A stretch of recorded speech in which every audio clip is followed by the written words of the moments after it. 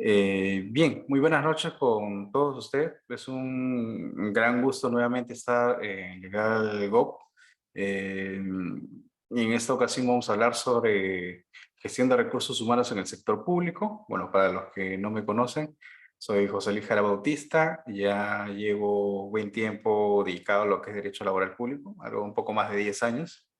Y bueno, me dedico a esto, ¿no? A hablar sobre lo que es derecho laboral público.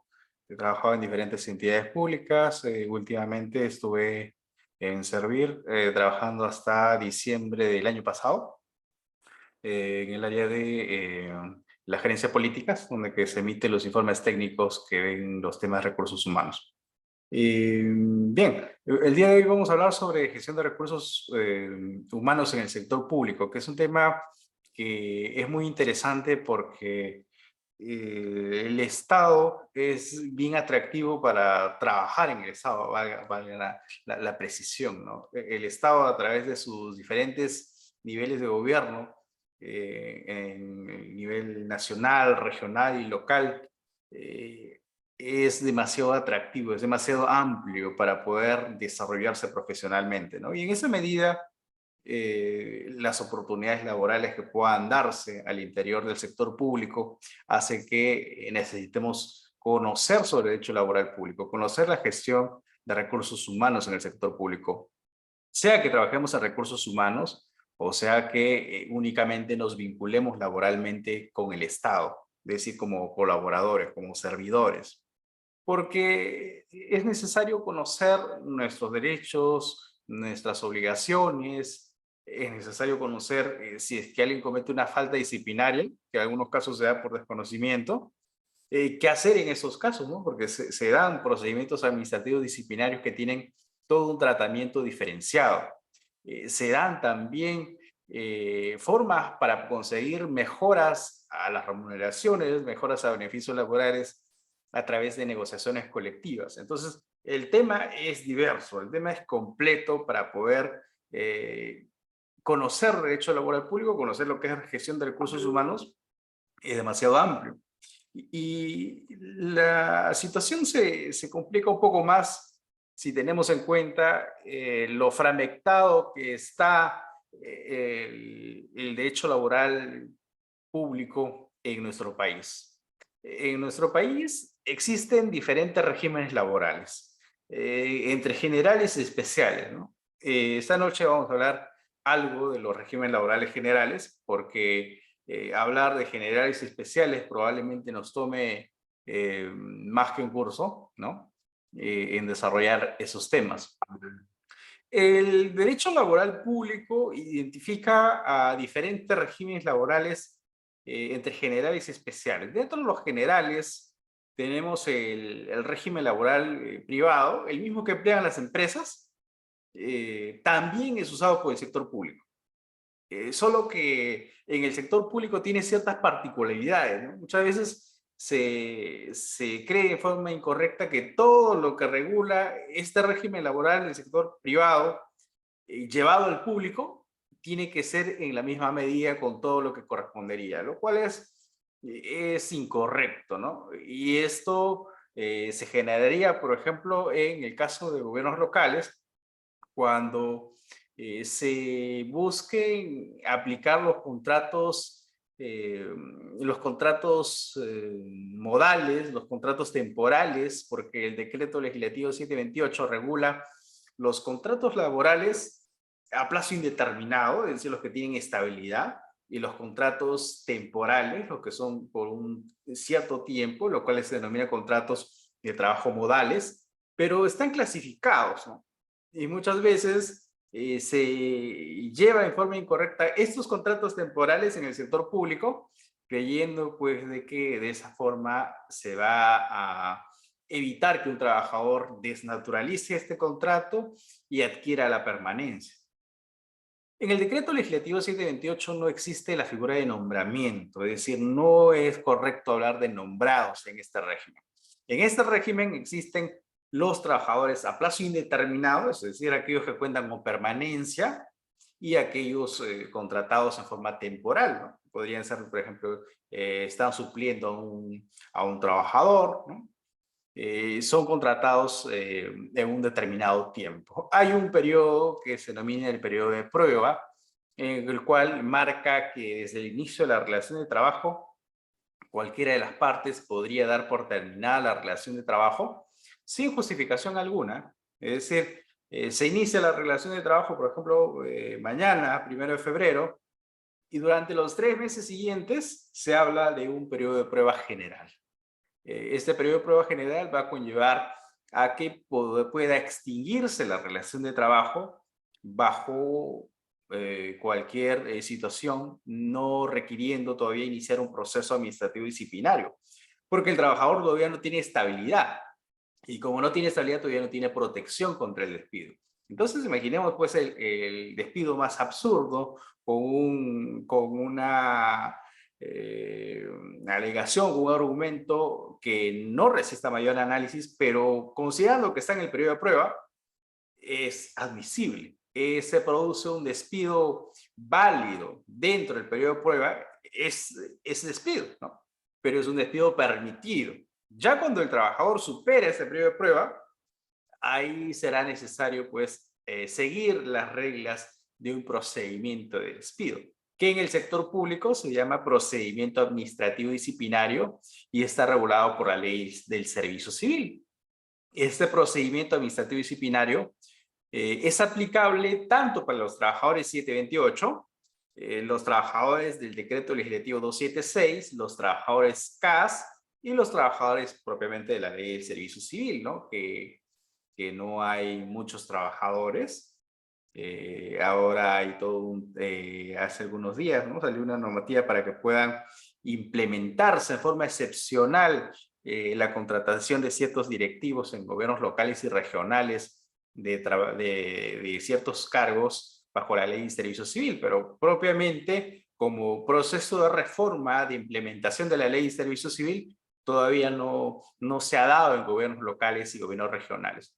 Existe una ley, un marco legal que estableció que los alcaldes ya dejaban su régimen laboral, el decreto legislativo 276, el cual se vinculaban, y pasaban a ser contratados bajo el régimen laboral de la ley del servicio civil. Vean, en las municipalidades, en las entidades públicas, para implementar este régimen de la ley del servicio civil, se requiere todo un proceso que muchas entidades no lo han hecho, algunas están en proceso en trámite todavía. Por el imperio de la ley, los alcaldes de las municipalidades provinciales y distritales han pasado a este régimen denominado régimen del servicio civil. Es un régimen al igual que el decreto legislativo 728, el 276 y el CAS, obviamente con marcadas diferencias respecto a beneficios laborales. Bien, en municipalidades, y hago esta precisión porque me comentaban que la mayoría de participantes de esta sesión son personas vinculadas a gobiernos locales y regionales, así es que la casuística o el desarrollo de la clase va a ir enfocado a eso, ¿no? En municipalidades existe una clásica distinción de trabajadores de acuerdo al tipo de labores que realizan. Se habla de obreros, se habla de empleados como dos trabajadores que realizan labores de naturaleza distintas. Los empleados, por una parte, se sujetarán al decreto legislativo 276 y el CAS, mientras que el personal obrero, es decir, persona que realiza labores en limpieza pública, parques y jardines, serenazgo, policía municipal, entre otros, va a estar sujeto al régimen laboral 728, ¿no? Entonces va a haber toda una clasificación, y esto va a conllevar que si se usa un régimen no apropiado para contratar a un trabajador de un régimen cuya naturaleza nos indica la norma, en este caso la Ley Orgánica de Municipalidades, debe ser el decreto legislativo 728, las contrataciones van a resultar inválidas, ¿no? Por ejemplo, contratar a un trabajador de limpieza pública bajo un contrato administrativo de servicios, ¿no?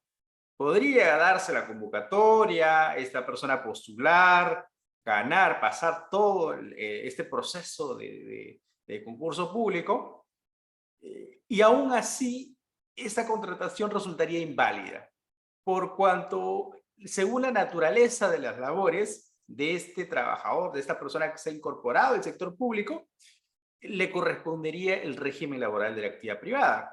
Eso es algo que marca, cuando se habla de gobiernos locales, marca la diferencia entre obreros y empleados, ¿no?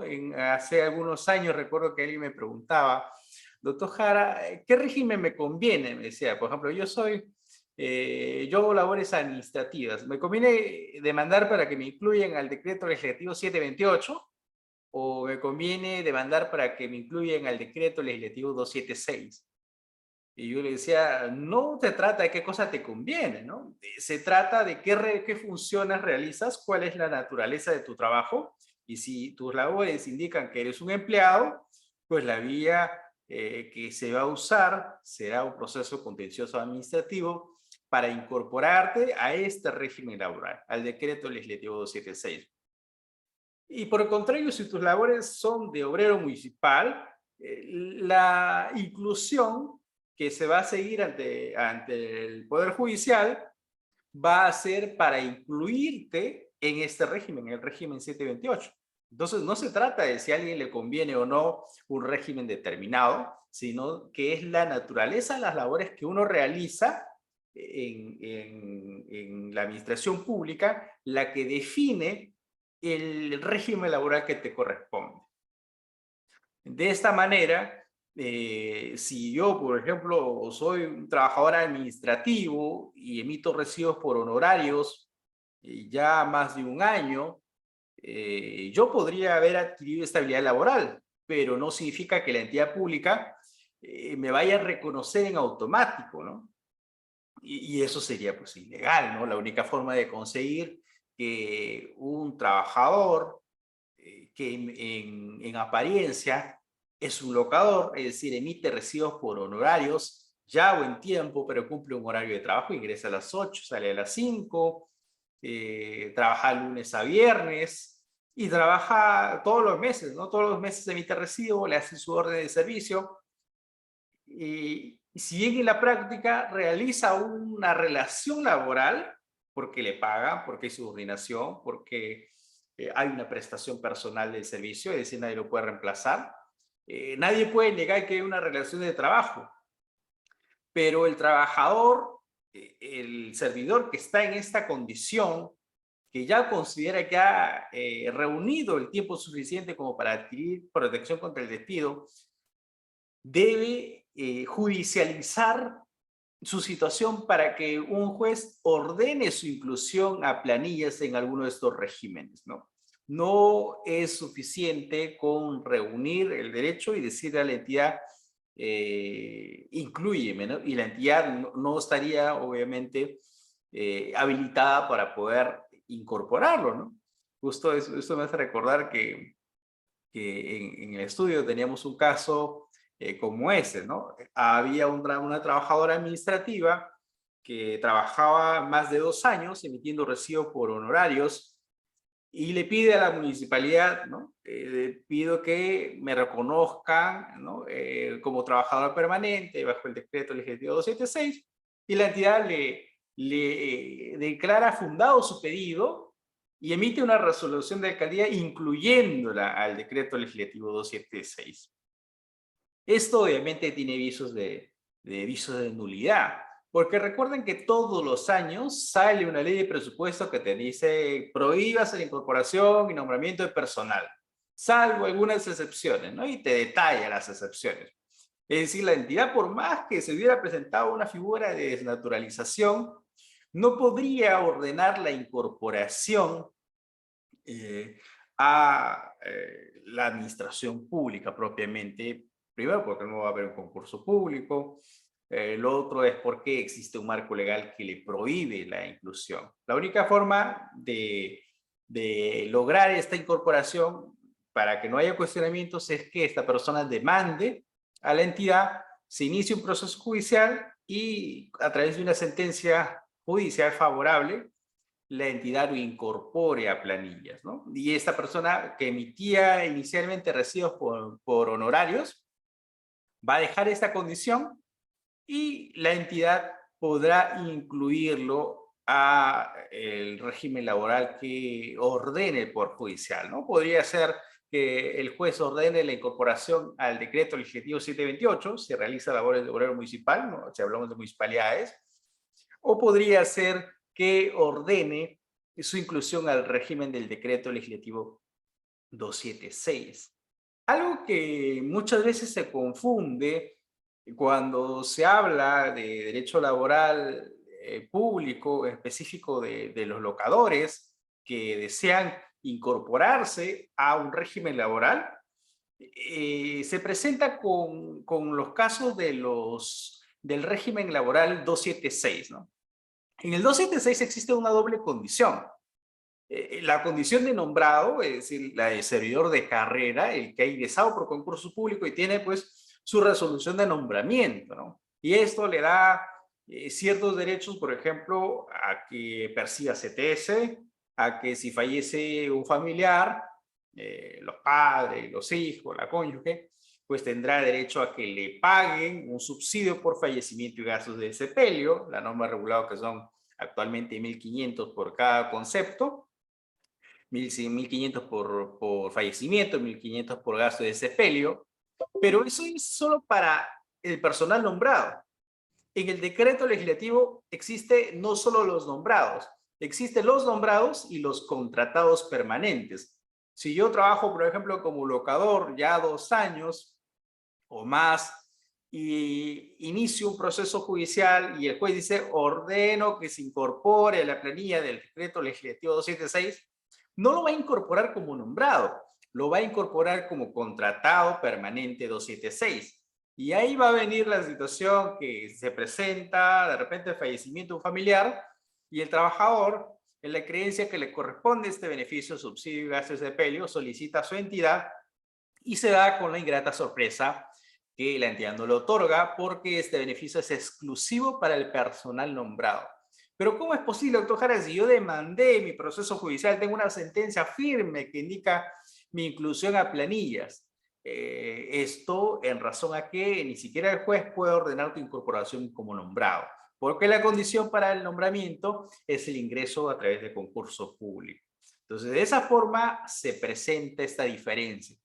En el chat nos ponen una pregunta, nos dicen, Luis nos comenta, un trabajador locador en la parte privada con una emisión de recibos como por honorarios por 4 años tiene derecho a contrato indeterminado o tiene que ser judicializado. Qué buena pregunta la que nos hace Luis, porque nos indica que en la parte privada imagino que se refiere a una empresa, no sector público, pero algo curioso que se da con el tipo de servicios que uno brinda es que el tiempo que uno requiere para adquirir estabilidad laboral es, depende del tipo de trabajo que realiza. Por ejemplo, si antes de responder la pregunta de Luis, si yo voy a una municipalidad, ¿ya? Hago labores de obrero municipal, emito recibo por honorarios. ¿Cuánto tiempo requiero para adquirir esta protección contra el despido? Pues será superar el periodo de prueba. ¿Cuánto es el periodo de prueba? 3 meses. Es decir, trabajo más de 3 meses, en automático yo habré adquirido protección contra el despido. Si la entidad me dice, yo ya no necesito tus servicios, yo podré hacer una contratación policial y demandar mi reposición. Y el juez lo único que va a hacer es verificar que si superé los 3 meses, como locador, porque en la práctica se dio una relación laboral, va a ordenar mi inclusión a planillas. Muy diferente si yo hago un trabajo administrativo, porque ahí ya no va a ser más de 3, ya no va a ser 4, sino va a ser más de 12, ¿ya? Como locador, para que yo pueda demandar al Poder Judicial y el Poder Judicial ordene a la entidad mi incorporación al régimen laboral público. Ahora sí, lo que nos indica Luis nos dice que hay un trabajador en el sector privado, ¿ya? Que tiene 4 años emitiendo recibos, tiene derecho a ser contratado indeterminado, tiene que judicializarlo. En el sector privado no existe la ley de presupuesto, es decir, no hay una ley que te dice prohíbase la incorporación de trabajadores y nombramientos, salvo excepciones, sino que hay lo que va a presentarse es que no cumples con la contratación en forma regular y el trabajador puede mandar la incorporación a planillas, no todavía cuando es despedido, puede hacerlo antes que lo despidan. Ahora, a la pregunta, no requiere 4 años, ¿no? Requiere menos tiempo. Como decía, eh, el periodo de prueba es de 3 meses, es decir, más de 3 meses, protección contra el despido en el sector privado. Y hablando de entidades públicas, que su régimen es 728, la misma figura, es decir, más de 3 meses, yo ya quiero protección contra el despido. En municipalidades, ¿quiénes son los 728? Los obreros municipales, ¿no? Entonces vas a tener un obrero municipal que emite recibos por más de 3 meses y adquiere protección contra el despido. Sin contar con que Sunafil se puede ir a quejar a Sunafil y Sunafil multar también a un trabajador, ¿no? Multar a la entidad, perdón. Pedro nos dice la ley, con la ley servir de locador, tienes oportunidad con contrato de locación por 3 meses de protección al despido. No comprendí muy bien tu pregunta, Pedro. ¿Cómo así? Porque si está en la ley de servicio civil, a ver, estos regímenes laborales que ven en pantalla son regímenes laborales de trabajadores formales, ¿ah? Ojo.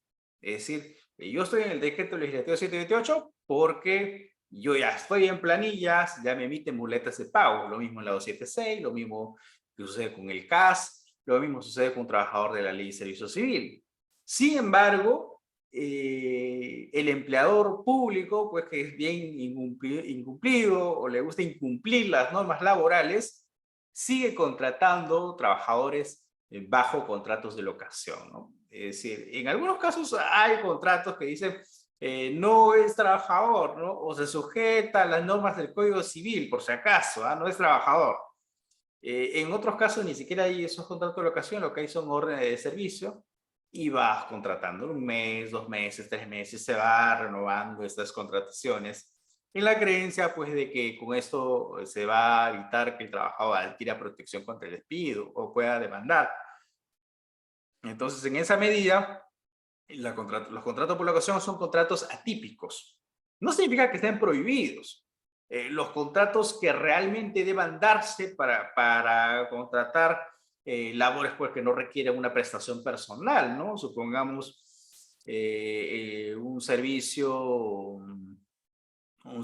supongamos que quiero pintar la fachada pues, de una entidad pública, ¿no? Entonces, yo no requiero que una persona en específico lo realice, ¿no? Podría hacerlo en la mañana, podría hacerlo en la noche, ¿no? Entonces, de esa forma, no hay en específico una figura de subordinación, como sí lo hay en la relación de trabajo, ¿no? En la relación de trabajo no podríamos concebir la idea de que un trabajador diga, en la mañana hace mucho calor, ¿no? Y como hace mucho calor, yo no me gusta trabajar en la mañana, así que voy a trabajar en las noches. Entonces me voy a trabajar en las noches. ¿Por qué? Porque yo lo decido, ¿no? No se presenta eso, ¿no? La característica de una relación de trabajo es que una persona se vincule a su empleador y diga, yo pongo mi fuerza de trabajo y tú dime qué hacer. Tú dime qué hacer, tú dime qué hora es mi hora de ingreso, mi hora de salida, dime a qué hora es mi horario de refrigerio, incluso dime cómo tengo que ir vestido, ¿no? Entonces, vean, esto denota una subordinación, ¿no? No solo pone su fuerza de trabajo, sino que el empleador, cuando surge una relación de trabajo, tiene esa facultad de decirle, ingresas a esta hora, sales a esta hora, tu refrigerio es a esta hora, tienes que venir vestido de esta forma, y si no cumples, yo te sanciono, ¿no? Yo te inicio un proceso administrativo disciplinario. O en el sector privado, en las empresas, te inicio un proceso de despido. Entonces, de esa forma se presenta la subordinación. El contrato administrativo de servicios, que también lo vamos a desarrollar ampliamente el día de hoy, es un contrato muy curioso, ¿no? Porque nace como un régimen transitorio aplicable a los trabajadores del sector público. La idea era que el CAS reemplace los contratos de locación y en un determinado tiempo ya no existan CAS. Y todos estos regímenes que vemos en pantalla pasen a un régimen único, que es el régimen de la Ley de Servicio Civil. Sin embargo, esto era una política, era uno más de los intentos de reforma del sector público, ¿no? Porque la reforma del sector público no nace con con la Ley de Servicio Civil, ¿no? Ya antes se han dado otros intentos de reformar el empleo público y solucionar todo este problema que vemos, ¿no? Pero no se ha podido. Y en la actualidad lo que tenemos son diferentes regímenes laborales y cada régimen tiene un tratamiento diferente. Tal vez así que podrían tener dos trabajadores que hacen lo mismo, cumplen el mismo trabajo y ganan diferente, ¿no? Entonces podría tener de repente un bachiller en administración, que gane 4.000 soles, y luego tienes un profesional también en administración que gana 3.500, ¿no? Vean cómo son las diferencias, ¿no? De cuántas remuneraciones. Podrías tener trabajadores en una misma área que realicen las mismas funciones y uno sea CAS y el otro sea 728, ¿no? Podría darse esa situación. Y eso va a generar que el CAS o el 276 en julio y diciembre reciba sus 300 soles, mientras que el trabajador del decreto legislativo 728 y el de la ley de servicio civil reciban en julio y diciembre un sueldo, una remuneración, tanto en julio como en diciembre. Entonces, lo mismo sucede con la CTS, que se paga en mayo y noviembre, en caso de los 728, en caso de los trabajadores de la ley de servicio civil. No se presenta eso con el CAS no tiene CTS, ¿no? Entonces, por ahí hay toda una diferencia en cuanto a tratamientos de regímenes laborales. Entonces, es un poco complicado, ¿no? Porque uno ve todo eso y dice, es bastante, ¿no? Y eso sin contar con las carreras especiales, ¿ah? De los docentes de educación básica regular, inicial, primaria y secundaria, los docentes de educación superior, los policías, los magistrados, los fiscales. Cada uno tiene normativas especiales, pero estos regímenes que vemos en pantalla son los que son generales y que probablemente si vamos a una municipalidad vamos a encontrar un trabajador 728 o 76 CAS y de la ley de servicio civil también. O vamos a un gobierno regional, o vamos a un hospital, o a una universidad, o a una UGEL. Vamos a encontrar, a un ministerio, vamos a encontrar trabajadores de estos regímenes, ¿no? Y vamos a identificarlos, ¿no? Esa es la idea. El contrato administrativo de servicios ha presentado todo un cambio, ¿ya? El contrato administrativo de servicios, el conocido CAS, por estos días se ha puesto de moda nuevamente, ¿no? Porque el CAS ha presentado todo un cambio, toda una evolución. El CAS nace en el 2008 y ahora estamos en 2023, ya hoy día es el último día de enero y el tratamiento es cambiante. Hagamos un recuento sobre los momentos que ha pasado el CAS. Pedro nos indica, ¿en qué ley están los contratos de locación? Están regulados en el Código Civil, sin embargo, son para contrataciones de tipo no laboral, ¿no? Entonces, pues le decía, no es que los contratos de locación estén prohibidos, se puede, pero es de tipo no laboral. ¿A qué me refiero de tipo no laboral? Es decir, donde no exista subordinación, no existan los elementos de la relación de trabajo propiamente, que es la prestación personal, la subordinación y la remuneración. Si se presentan esos tres elementos, nosotros decimos, ahí hay contrato de trabajo, ahí hay relación laboral. No obstante de que tengas un contrato de locación o tengas una orden de servicios que diga lo contrario, porque en el derecho laboral se emplea un principio que es el principio de primacía de la realidad, ¿no?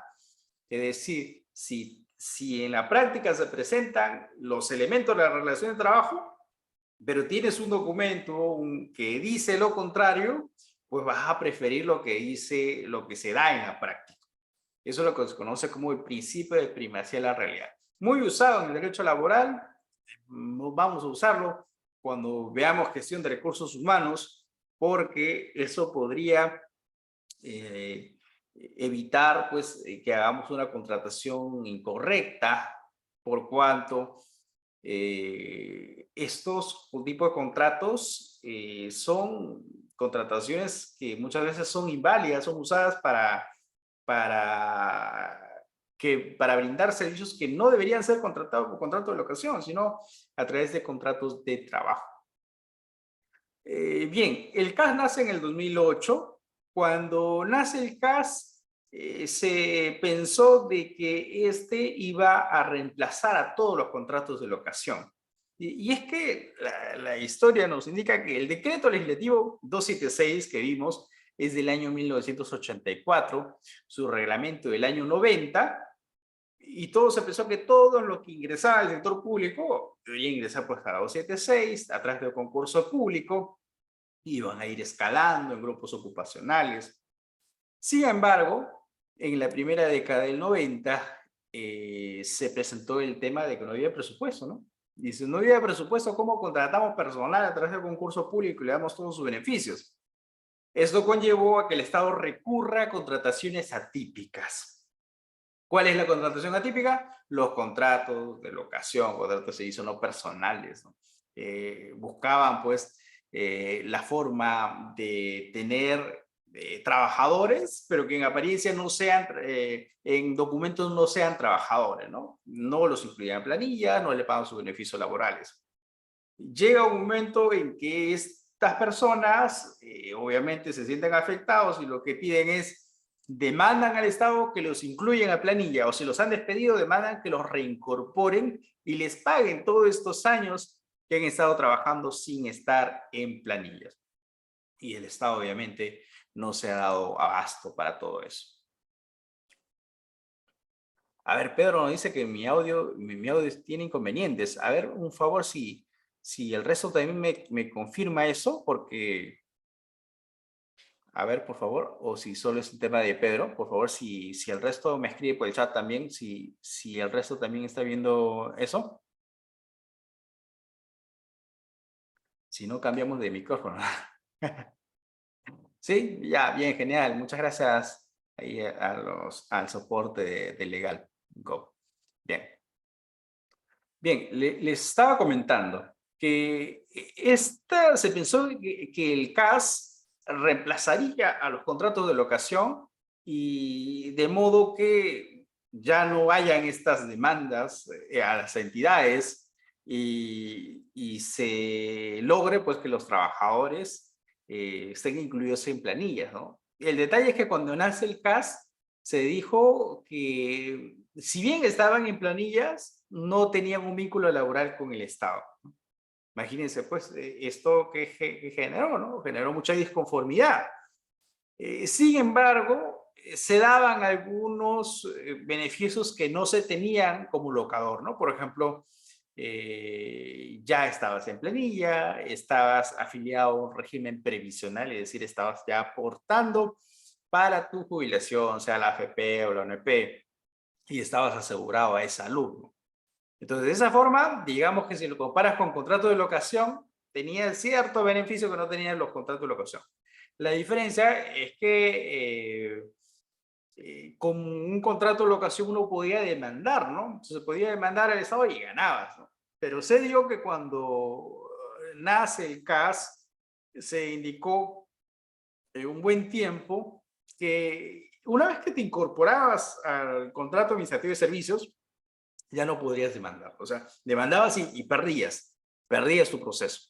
¿Por qué? Porque a nivel de jurisprudencia se indicó que son dos contrataciones de tipo separado, como contrato de locación y ahora como CAS, ¿no? Como CAS se rigen bajo las reglas de la temporalidad, porque ese tiempo era temporales, y como locador pues ya perdiste tu oportunidad para demandar, se indicaba. Entonces muchas personas fueron, lo que hacían es, muchas entidades los estaban como locación, los pasaban a CAS y después les comunicaban la extinción de su contrato, ¿no? Entonces muchos han perdido su trabajo y demandaban al Estado y el Estado y un juez le dijo que no se podía, ¿no? Porque a nivel de jurisprudencia se manejaba eso, ¿no? Si eres locador, deja de ser locador, pasas a CAS, ya no puedes demandar o vas a tener un resultado desfavorable. Eso se dio en los primeros momentos, primeros años del caso. El CAS no era reconocido como un contrato de trabajo y de esa forma los contratados CAS no se les emitía boletas de pago. ¿Ya? Los CAS no recibían boletas de pago como lo hacen en la actualidad. En la actualidad ya los CAS reciben boletas de pago, ¿no? Pero antes, ¿qué ocurría? Antes ocurría que los CAS seguían emitiendo recibos por honorarios, ¿ya? Seguían emitiendo recibos por honorarios y no les daban boletas de pago. Eran prácticamente se asimilaba mucho a su condición anterior de locadores, ¿no? La única diferencia es que ahora tenían algunos beneficios, pero no tenían boletas de pago, no tenían aguinaldos, tenían 15 días de vacaciones, pero no se llamaba vacaciones, se llamaba descanso físico. Se buscaba a toda costa negar este carácter laboral que tenía el caso. Esto posteriormente cambia y ya en el 2010 el Tribunal Constitucional analiza la constitucionalidad del CAS y dice el CAS sí es constitucional, ¿no? Para la sorpresa de muchos, ¿no? ¿Cómo es posible que el CAS sí sea constitucional, ¿no? Si desconoce derechos, es temporal, permite que a alguien lo despidan sin justificación, porque eso es lo que ocurría con el CAS, ¿no? Te contrataban, no sé, 3 meses, renovaba tu contrato un poco más, y a fin de año la entidad decía no renovar, te enviaba una carta, decía, señor, su contrato no ha sido renovado. Y tu contrato se acabó, ¿no? No ocurría nada más. Esto pues generó que se plantee una demanda de inconstitucionalidad contra el decreto legislativo 1057, que es la base legal del CAS. Curiosamente, el Tribunal Constitucional dijo que sí es constitucional el contrato administrativo de servicios, es decir, el decreto legislativo 1057. Pero algo también que indicó es que este contrato tenía las características de un contrato de trabajo y no un contrato administrativo, ¿no? Prevé aspectos como la jornada de trabajo, descansos semanales y anuales. Es en esta medida que en este segundo momento el Tribunal Constitucional a nivel de la jurisprudencia del TC le reconoce esta naturaleza de contrato de trabajo especial al CAS. El marco legal no decía eso, ¿no? Pero a nivel de jurisprudencia ya le habían reconocido este carácter. Esto origina que en un tercer momento se produzcan las modificaciones en el decreto legislativo 1057 y su reglamento aprobado por el decreto supremo 075/2008 PC. Se modifica el reglamento a través del decreto supremo 065/2011 PCM. Asimismo, en el 2012 se emite la ley 29849, estableciendo la eliminación progresiva del régimen del decreto legislativo 1057 y otorga beneficios laborales. Vean, en el 2012 se emite esta ley que establecía la eliminación progresiva, sin embargo no se eliminó el CAS. El CAS desde 2012 se ha ido incrementando hasta nuestros días, y el CAS en la actualidad es el régimen más usado que 276, más usado que el CAS y obviamente más que la ley de servicio civil. Entonces, de esa forma, el CAS es uno de los regímenes más usados en el sector público. Esa ley no eliminó nada, lo que sí hizo fue dar beneficios laborales, como por ejemplo las vacaciones dejaron de ser 15 días y ahora ya pasaron a ser 30. se empezaron a dar aguinaldos de 300 soles. Antes los CAS ni siquiera tenían los aguinaldos, pues ahora, a partir del 2012, empiezan a tener estos aguinaldos de 300 soles en julio y 300 soles en diciembre. El caso en este tercer aumento sigue siendo temporal. Es decir, las entidades podían prorrogar, renovar, y en un determinado momento la entidad te decía, acá está tu carta, señor, ha vencido tu contrato, hemos decidido no prorrogar, ¿no? Y de este modo, pues, se extinguía el contrato de trabajo. Lo único que corresponde cuando un CAS deja de trabajar, porque se extingue su contrato, es el equivalente a las vacaciones, ¿no? Las vacaciones no gozadas, que si has cumplido los 12 meses y no has salido de vacaciones, te corresponde una remuneración por año.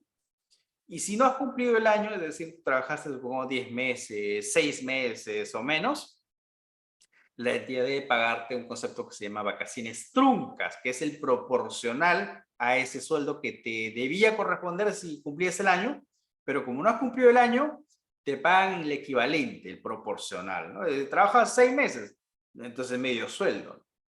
Entonces, de esa forma es que se da. Pero si saliste de vacaciones, supongamos que cumpliste un año, ¿ya? Cumpliste un año, saliste tus 30 días de vacaciones, y regresando a las vacaciones te dicen, señor, su carta de vencimiento. Has terminado tu relación de trabajo y no te van a pagar ni siquiera las vacaciones porque ya saliste, ¿no? Entonces, este es el tratamiento, pues, de este régimen. Ahora, hay un cuarto momento que ya se da en marzo de 2021, en la que se emite la ley 31.131, una ley que ha generado mucho debate, que ha generado mucha discusión en este tema. Pues yo también le he dedicado mucho tiempo a hablar sobre el CAS, sobre la ley 30.131, porque esta norma, ¿qué cosa pretendía? Pretendía tres cosas básicamente. Lo primero es que los CAS dejaran de ser temporales y pasaran a ser CAS indeterminados. Vean qué impresionante, ¿no? El 2008, 2009, el 2019, el 2020, era impensable hablar de CAS indeterminado, de CAS permanente, de CAS con permanencia. ¿Qué es eso? ¿No? Pero en el 2021 se dijo, los CAS tienen que tener permanencia, ¿no? Y esta ley 30.131, curiosamente, una de las disposiciones que saca es que los CAS empiezan a tener permanencia, los CAS que ya venían trabajando. Es decir, es la primera disposición. Los CAS adquieren permanencia, son de carácter indeterminado. La segunda disposición que tenía esta ley 30.131 es que ninguna entidad podía seguir contratando CAS, ¿no? Se buscaba hacer un cierre. Solo se mantenían los CAS que ya venían trabajando, salvo excepciones, ¿no? Se podía contratar, por ejemplo, CAS directivos, CAS de confianza, o CAS por necesidades transitorias, pero no más. Ya no va a haber más CAS permanentes. Nuevos CAS permanentes ya no. Y en esa medida es el 2021 en que el gobierno lo que hace es emite decretos de urgencia y autoriza excepcionalmente a contratar casco, ¿no? En forma temporal. Porque el Estado necesita trabajadores, ¿no? El Estado va creciendo a medida que la sociedad va incrementándose, los peruanos nos vamos incrementando y las necesidades van creciendo. Para que funcione todo ese aparato estatal, requiere contratar más colaboradores, ¿no? Entonces, y el CAS pues, es un régimen que te permite fluidez en cuanto a trabajadores. Entonces, de esta forma se aprobaron decretos de urgencia y excepcionalmente se contrataron personas. La tercera medida que pretendía esta ley 30.131 es que estos CAS indeterminados pasen a el régimen del decreto legislativo 728, ¿no? ¿Se acuerdan que vimos al inicio los regímenes 728, 276, CAS, Ley de Servicio Civil? Esta ley lo que indicó es los CAS ya ahora son indeterminados y van a cumplir un periodo y luego de este periodo van a hacer CAS, van a dejar de ser CAS y van a pasar a la planilla del decreto legislativo 728. Y si no hay 728, pues pasarás a la planilla 276. Entonces, esto obviamente fue muy esperado por los CAS, ¿no? Por los CAS, las organizaciones sindicales, obviamente. Y se vio esto de ahí, incluso el gobierno anterior, bueno, cuando estaba todavía de candidato, el expresidente Castillo, hasta firmó un acta de que se iba a cumplir la ley 30.131, ¿no? En ese tiempo todavía no se declaraba inconstitucional, ¿no? Se presenta una demanda de inconstitucionalidad a esta ley 30.131. Recordemos que esta ley 30.131 es aprobada por el Congreso de la República. Es decir, no, el Poder Ejecutivo mostró su disconformidad porque generaría un incremento pues, de gasto de recursos. Porque imagínense, un CAS que no tiene CTS, al pasar a 728 va a tener CTS, un sueldo al año. Un CAS que recibe aguinaldos en julio y diciembre, 300 soles en cada oportunidad, ahora va a tener una remuneración en julio y diciembre. Lo mismo que un CAS que no tiene asignación familiar, ahora tendría, sí pasaría a la planilla de 728. El Congreso de la República no evaluó eso, ¿no? No evaluó el tema presupuestal y lo dio, ¿no? Dio esta ley y lo aprobó por insistencia y se desaltó todo este tema, ¿no? El Poder Ejecutivo presenta su demanda de inconstitucionalidad y de esa forma entramos ya al quinto momento de que ha pasado el CAS y es el momento que estamos viviendo en la actualidad, ¿ya? El CAS, el Tribunal Constitucional declara inconstitucional varios artículos de esta ley 30.131 y deja únicamente algunos, que ha originado que el CAS en la actualidad tenga otro tratamiento. ¿Qué cosa no va? Por ejemplo, no va el pase de los CAS, que en un primer momento se dijo los CAS van a dejar de ser CAS y van a pasar a ser 728. Eso fue declarado inconstitucional. Es decir, los CAS, que si bien adquirieron carácter indeterminado y se van a quedar en esta situación, no van a pasar, ¿no? No van a pasar a la planilla 728. Salvo pues que se emita una norma diferente y recoja lo mismo que ya había recogido esta ley 30.131 declarada inconstitucional. Lo otro es que la prohibición de contratar CAS también fue declarada inconstitucional.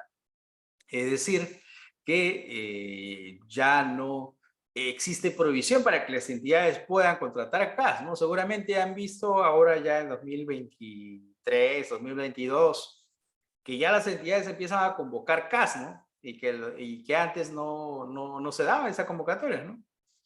Cuando ingresa en marzo de 2021 esta prohibición de contratar CAS, ya las entidades no convocaron, ¿no? No convocaron CAS. Pero ya después de la sentencia del Tribunal Constitucional, después de los informes que emitió Servir, ya el Estado, a través de las entidades públicas, empezaron a contratar personal CAS. ¿Y por qué ahora se puede contratar o CAS temporales, si es que hay una necesidad transitoria, o CAS indeterminado, ¿no? De acuerdo a la naturaleza que realiza? Es decir, ahora también se puede contratar nuevos CAS con esta condición de carácter indeterminado. Entonces, hemos vivido pues un nuevo tratamiento de los CAS. Esta ley, como les comentaba, tenía objeto de incorporar al régimen 728 a los trabajadores de este régimen 1047. Las entidades públicas cuyo régimen laboral es exclusivamente el decreto legislativo 276, pues esta incorporación se va a dar a este régimen, indicaba. indicaba la norma. A ver, en el artículo 4 de la ley 30.131 indicaba de la eliminación de temporalidad sin causa. ¿Eso qué nos lleva? Que sí va a haber una temporalidad con causa, ¿no? O sea, si elimina la temporalidad sin causa, van a haber contratos CAS que sean temporales, pero que tengan una causa. El detalle es que, si bien el Congreso de la República, cuando emite esta ley 30.131, indicó que podían darse CAS para necesidad transitoria, no indicó en qué casos son esos. Debería de haber hecho un listado. El decreto legislativo 728, al cual esta ley 30.131 ha tratado de imitar, ¿no? Prevé contratos modales y los clasifica, pero la ley no detalla cuáles son esos casos de necesidad transitoria. Y tampoco ha salido un reglamento, ¿no? Hubiera sido genial que salga un reglamento, por lo menos, y detalle, ¿no? ¿Cuáles son estos casos de necesidad transitoria? El artículo 4 indica desde la entrada en vigencia de la presente ley hasta que se produzca, indicaba la incorporación, a que se refiere al artículo 1, que eso obviamente ya no se va a dar porque ya se declaró inconstitucional la incorporación. Pero desde la entrada en vigencia de la presente ley, los contratos son de carácter indefinido, motivo por el cual solo puede ser despedido por causa justa debidamente comprobada. De esta forma, los contratados CAS, que estaban trabajando a esta fecha, la fecha que entra en vigencia esta norma, en marzo de 2021, por el solo hecho de trabajar y realizar labores en naturaleza permanente, se convirtieron en indeterminados. Doctor Jara, ¿y cuánto requerían para ser indeterminados? No, la norma no te pedía tiempo, ¿no? O sea, podría ser alguien que ya tenía 5 años trabajando como CAS o más y trabajaba en marzo y justo se publica la norma y la entidad dice, pues, adquiriste permanencia, ¿no?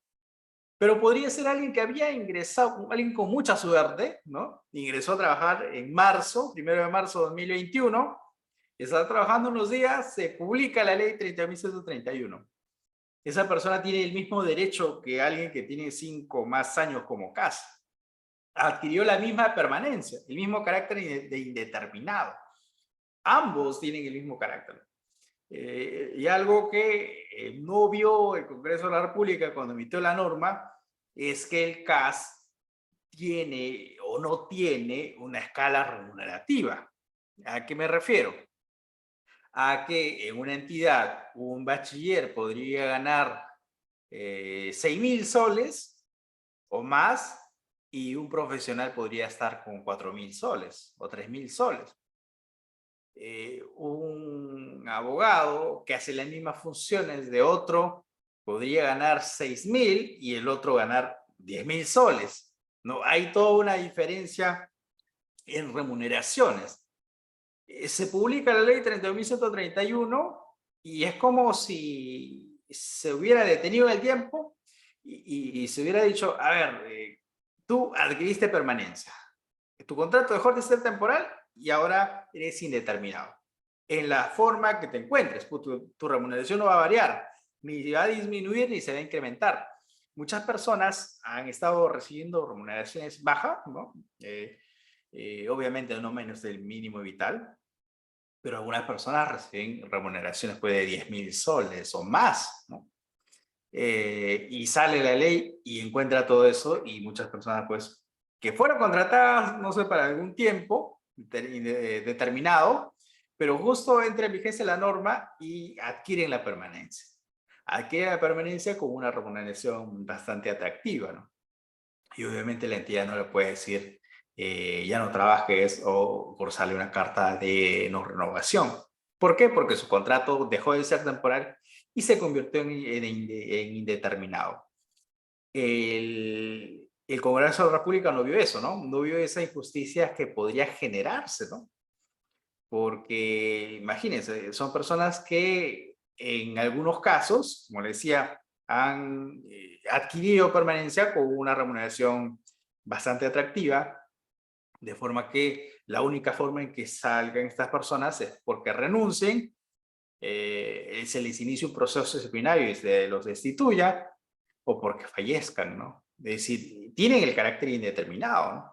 Entonces, de esta forma, no se evaluó eso cuando se emitió esta ley, ¿no? Igual van a haber personas que ganen una remuneración, digamos que alrededor del mínimo vital, y esta remuneración esté congelada, ¿no?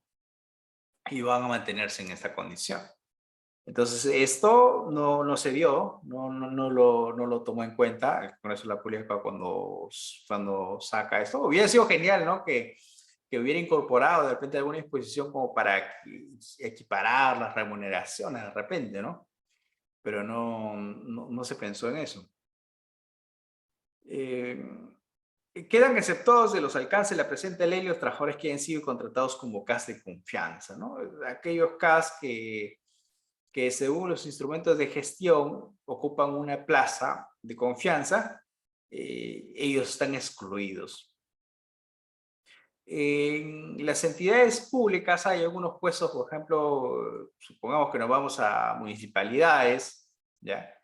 En las que están gerentes, subgerentes, pues el gerente municipal, los otros gerentes, subgerentes, que según su instrumento de gestión tienen esa connotación de CAS de confianza.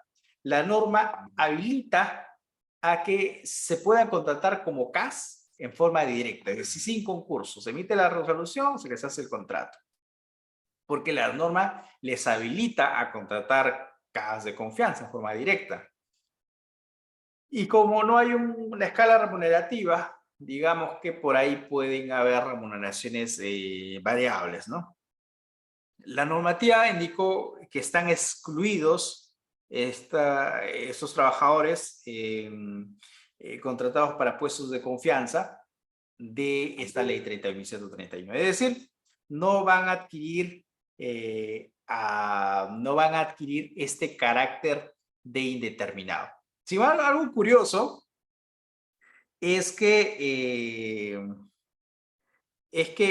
algo curioso es que en una entidad pública, por ejemplo, no todos tienen esa connotación de trabajadores de confianza. Supongamos que vamos a una municipalidad, lo que se presenta, ya una municipalidad, el gerente municipal, puesto de confianza, probablemente el administrador, pero hay puestos de gerentes, subgerentes que no tienen esta calificación de trabajadores de confianza. Son directivos, pero no tienen la condición de confianza. Y la norma solo lo excluye a los de confianza, es decir, van a haber directivos que pueden haber adquirido este carácter de indeterminado. Y ahora, ¿cómo salen? O si salen, van a apelar y probablemente van a ser reincorporados. Entonces, la norma no excluyó en esta situación. A ver, sigamos.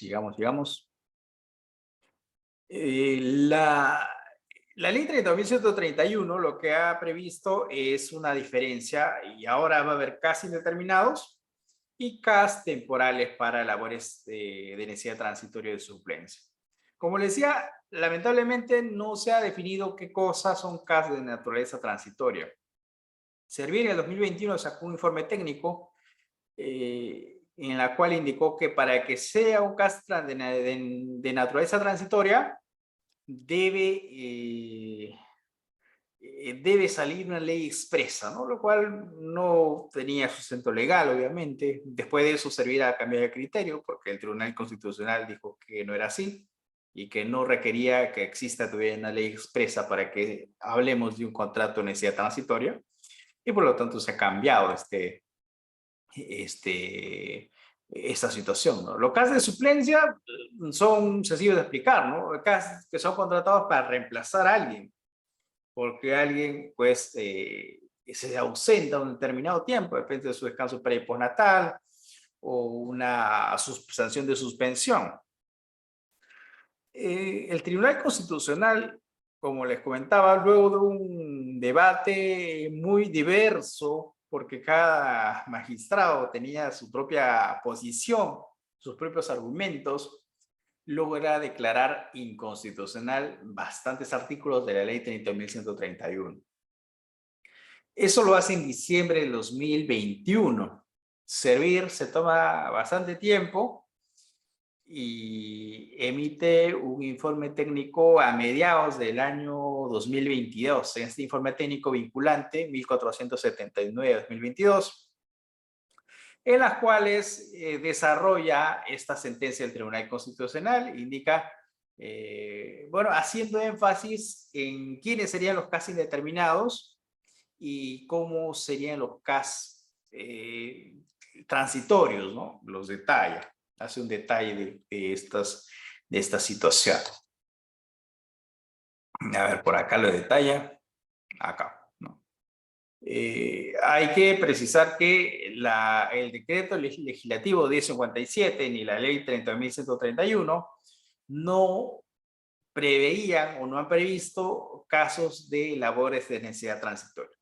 Y en esa medida Servir la tuvo complicada porque la ley 30.131 indicaba casos de necesidad transitoria, pero no te decía cuáles son los supuestos, ¿no? Entonces Servir lo que hizo es revisó el decreto legislativo 728, la ley de servicio civil, la 276, y enumeró posibles supuestos de necesidad transitoria, ¿no? Y esto se contiene en este informe técnico vinculante, en la cual detalla que esos podrían ser, ¿no? Dice, podrían ser trabajos para obra o servicio específico, labores ocasionales o eventuales de duración determinada, labores por incremento extraordinario temporal de actividades, labores para cubrir emergencias.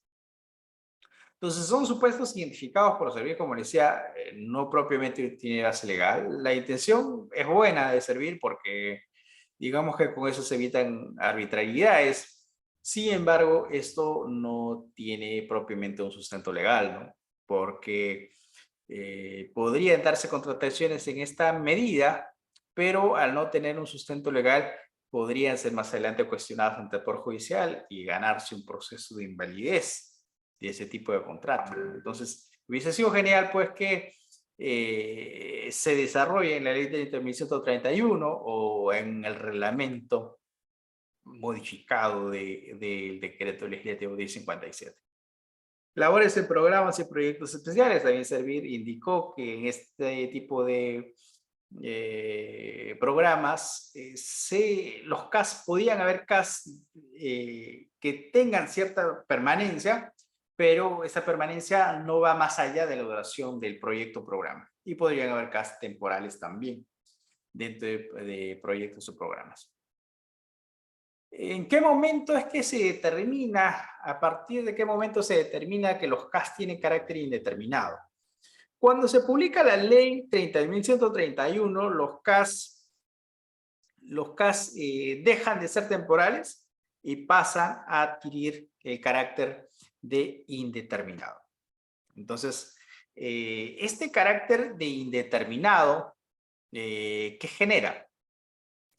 Servir ha indicado que esto genera que no requiera una adenda todavía para adquirir este carácter de indeterminado. Es decir, estaba trabajando en marzo, en el momento que sale la ley, realizando labores de naturaleza permanente, y en automático se adquiere este carácter indeterminado.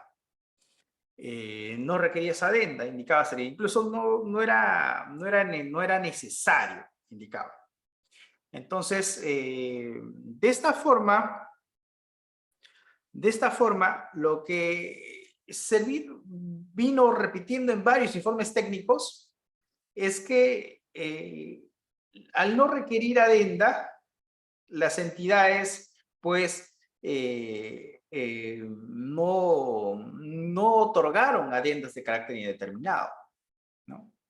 En gobiernos locales y regionales se ha presentado una situación problemática porque ahora que han ingresado las nuevas gestiones municipales y regionales, lo que han hecho es, han dicho, a ver, tú dices que eres indeterminado, ¿no? Tú dices que eres permanente, a ver, muéstrame tu adenda que declare eso. ¿no? Y lo que han hecho los trabajadores, han dicho, pero Servir dijo en determinado momento que no era necesario, ¿no? Y se ha presentado problemas porque han cursado cartas comunicando la extinción de los contratos. Y los trabajadores lo que tienen que hacer es apelar para que se llegue al tribunal, lo evalúen y por consiguiente anulen la carta. Pero son 3 o 4 meses que van a estar sin trabajo, ¿no? Entonces, hubiese sido más beneficioso para los trabajadores contar con esta indeterminado, ¿no? Porque ya se sabe cómo actúa las nuevas gestiones municipales. Usualmente llegan, se instalan y lo que hacen es hacer una evaluación de todo el personal temporal pues se prescinde de los servicios y se contrata nuevo personal, ¿no? Ocurría esto con el CAS normalmente en las gestiones municipales y regionales anteriores, ¿no? Pero ahora esas nuevas gestiones municipales y regionales tienen la difícil tarea porque ahora no van a poder extinguir estos contratos CAS, por lo menos no legítimamente, ¿no? Entonces, de esa forma tienen que hacer un análisis bien minucioso de qué CAS realmente adquirieron estabilidad y qué CAS no. Porque hay que decirlo, que algunas municipalidades y regiones lo que hicieron también es, sin tener este derecho para adquirir carácter indeterminado, les han emitido adendas donde dice que es indeterminado, ¿no? Entonces, eso es la otra cara de la moneda, pero que también tiene que ser evaluado por las nuevas gestiones, ¿no? Entonces, Servir lo que ha indicado es que las entidades tienen la labor de identificar qué CAS son temporales y qué CAS no. Ahora bien, esto no tiene un plazo, ¿ya? Entonces hay que decirlo.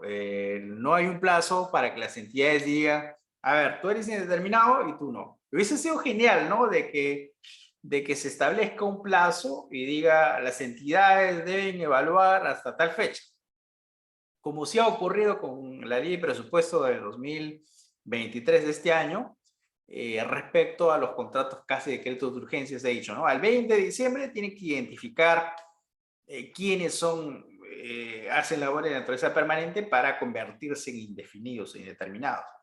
Pero respecto a esos CAS que estaban trabajando a marzo de 2021 y los nuevos CAS que se incorporaron, no hay una norma que te indique cuál es el plazo, hasta cuándo se puede identificar.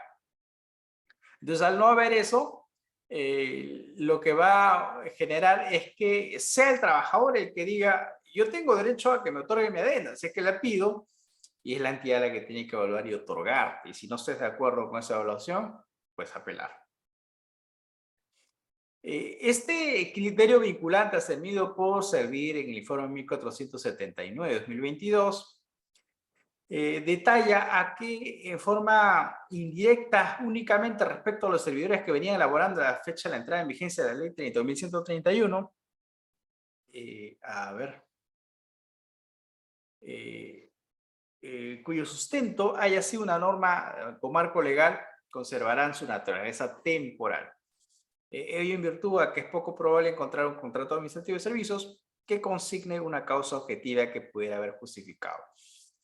¿A qué se refiere esto? En el informe técnico 1479, Servir nos indica esta figura de que si uno realiza labores de naturaleza permanente, pues tiene esta condición, ¿no? Pero, ¿qué sucedería? ¿Quiénes tendrían la condición de temporales a esa fecha, o sea, a marzo de 2021? Para hacer eso, la fuente que tendríamos que revisar serían los contratos y las adendas. Ahora, si uno revisa un contrato anterior a marzo de 2021, va a tener que probablemente los contratos no digan que fueron contratados temporalmente porque hay un incremento de necesidad o que fueron contratados temporalmente porque se necesita para una situación específica que es de carácter temporal. no era necesario que lo diga porque los contratos casi eran temporales. Y como eran temporales, todos los contratos, sea para la buena naturaleza permanente o no, tenían una fecha de inicio y una fecha fin, ¿no? No requerían que esté todavía justificado esta temporalidad, ¿no? Incluso las entidades, pues, decían, ya, te prorrogo un mes más, 2 meses más, y después te decían, ya no te prorrogo, toma tu carta, y acabó tu contrato. Porque el régimen permitía eso, ¿no? El régimen laboral del CAS, como era temporal, no era exigible que todavía se diga, ¿y por qué vas a contratar por 3 meses? ¿Y por qué no lo contratas por un año? La norma no te exigía. Y como no exigía, es imposible, pues, que vas a tener a marzo de 2021 un contrato CAS que diga, por si acaso lo contraté por 3 meses eh, porque en esos 3 meses desarrollo una campaña tributaria, ¿no? Y necesito para estos 3 meses, ¿no? No lo va a decir, ¿no? No era necesario. ¿Eso qué conlleva? Que indirectamente todos los contratos que no dicen una causa temporal y realicen labor de naturaleza permanente se conviertan en indeterminados, ¿no? Las nuevas contrataciones, es decir, a partir de la emisión de la sentencia del Tribunal Constitucional, ya diciembre de 2021, ya la entidad puede decir, a ver, ¿te contrato como temporal o te contrato como indeterminado? Entonces va a depender de eso. Obviamente va a verse el tipo de labores que realiza, ¿no? Las adendas, como le decía, Servir indicó que no eran necesarias en primer momento, que bastaba con haber trabajado a marzo de 2021 y realizar labor de naturaleza permanente y adquiría ese carácter indeterminado. Posteriormente indicó que los trabajadores podían adquirir este carácter de indeterminado y tenían el derecho a solicitar el otorgamiento de una adenda. ¿Ya? Fíjate. A ver, ¿alguien quiere intervenir? No, parece que no. Bien, les indicaba que posteriormente, se vio lo que dice con este informe técnico, 1266, que en caso se solicite la emisión o suscripción de adendas, resulta viable que las entidades otorguen a estos trabajadores CAS una adenda que diga que es indeterminado. O sea, ya resulta viable indicar servir. De esta forma, son las entidades las que deben decir que su contrato es temporal y por lo tanto voy a seguir haciendo adendas, o si su contrato es indeterminado, pues le entregaré una adenda que estipule eso. No hay plazo, como le decía, ¿no? Lamentablemente no hay un plazo hasta cuándo deba identificarse los contratos. En cuanto a los beneficios laborales en el sector público, hay un tratamiento diferenciado respecto a esto, ¿no? Al inicio de la clase dijimos que hay diversos regímenes laborales, ¿no? 728, 276, CAS, Ley de Servicio Civil. Y cada uno de estos regímenes tiene un tratamiento diferente. Van a haber similitudes probablemente, pero van a haber ciertas particularidades en cada uno de ellos. Las vacaciones son el descanso anual que se consigue por la prestación del servicio, ¿no? Son 30 días. 30 días para los 276, para los 728, para los CAS y los trabajadores de la Ley de Servicio Civil. Existe un marco legal respecto a las vacaciones, que es el decreto legislativo 1405 del año 2018, en la cual se establecen ciertas particularidades. En el 2019 sale el reglamento de ese decreto legislativo a través del Decreto Supremo 03/2019 PCM, en la cual detalla ciertas particularidades. Veamos. Se ha incorporado la previsión que se debe cumplir un récord vacacional para efectos de salir de vacaciones. ¿Qué quiere decir eso? que no basta con que tengas un año de trabajo, o sea, supongamos que ingresas ahora a trabajar en febrero, ya, 1 de febrero, pues a febrero del próximo año, 2024, tendrías 12 meses de trabajo. Sin embargo, en esos 12 meses podría de repente haber pedido licencia sin goce, de repente, o podría haberse impuesto una sanción de suspensión sin goce a un trabajador.